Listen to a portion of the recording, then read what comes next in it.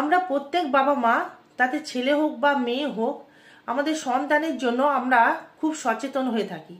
সন্তান কিভাবে ভালো থাকবে, সন্তানের কি করলে ভালো হবে। বিশেষ করে এখনকার সন্তানরা পড়াশোনার দিকে একদম নজর দেয় না বা পড়াশোনা করতে চায় না। এই কারণে বিশেষ করে তাদের হাতে আমরা ফোনটা তুলে দিই। এই ফোনের কারণে এই সন্তানরা পড়াশোনায় একদম মন বসাতে পারে না, মনটা চঞ্চল হয়ে ওঠে, মন অন্য দিকে যায়।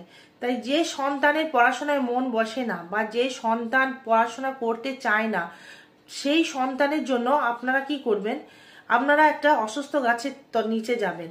সেখানে গিয়ে একটা তামার ঘটিতে 1 ঘটি জল নেবেন।